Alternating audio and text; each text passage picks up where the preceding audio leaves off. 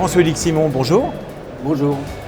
Pour la deuxième année consécutive, le cabinet Simon Associés est partenaire des trophées des meilleures franchises de France. Pour quelle raison le cabinet Simon Associés a-t-il décidé de s'associer à l'événement ? D'abord parce que c'est un événement qui se fonde exclusivement sur la méritocratie. Et je crois, en ce qui me concerne en tout cas, qu'il n'y a rien de plus important que la méritocratie. Je n'ai pas besoin de commenter, de défendre la raison pour laquelle, tellement c'est évident, la raison pour laquelle la méritocratie c'est important. Et c'est important dans la franchise comme ailleurs. En plus, nous avons des partenaires institutionnels, donc de qualité, des gens très sérieux. Donc c'était la deuxième raison pour laquelle je ne pouvais que participer à cet événement, vraiment avec plaisir. Et puis comme la première année s'est très très bien passée, à tout point de vue, j'avais très envie d'être avec vous aujourd'hui et d'accompagner ce mouvement. D'après vous, quelles sont les qualités les plus remarquables et quels sont les éléments qui permettent à un réseau d'espérer un prix aujourd'hui ? Qu'est-ce qui est le plus important pour vous parmi les qualités qu'un réseau doit montrer pour recevoir un prix ? Alors, il y a forcément beaucoup de choses à dire là-dessus, mais on a un temps contraint, donc je vais faire court. J'en vois deux. La première, la rentabilité. Il faut quand même que ça gagne de l'argent.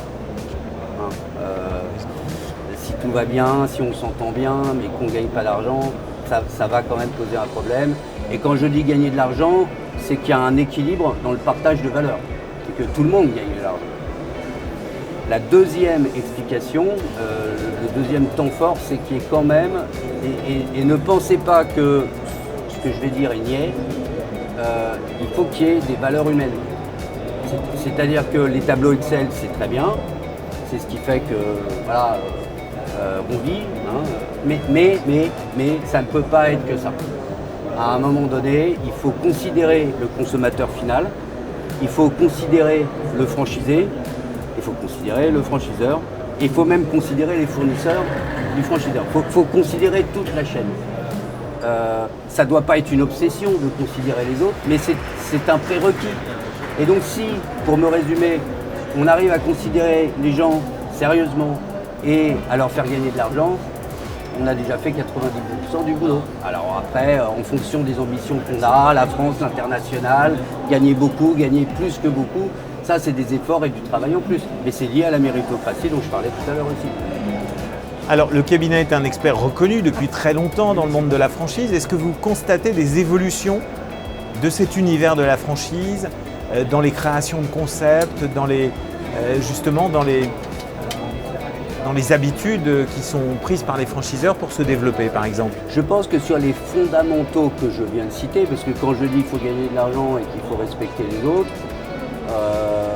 ça n'a pas changé.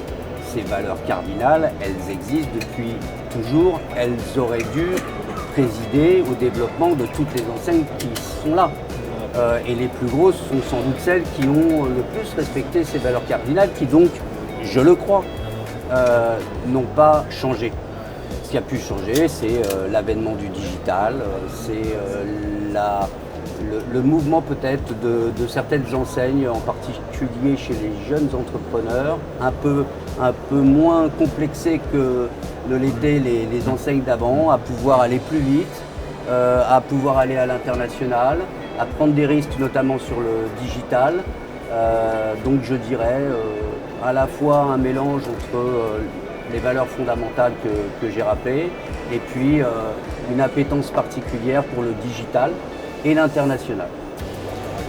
Est-ce que vous pensez, et ça sera ma dernière question, qu'à l'avenir, des trophées seront remis sur des critères différents, justement adaptés à ces évolutions dont vous venez de parler ?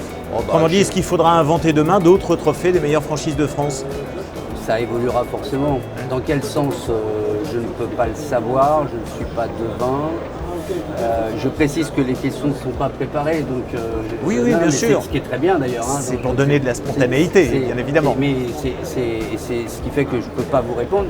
Et puis je pense que si j'avais eu un temps de préparation, je pense que je vous aurais fait la même réponse. D'accord. Je ne peux pas le savoir.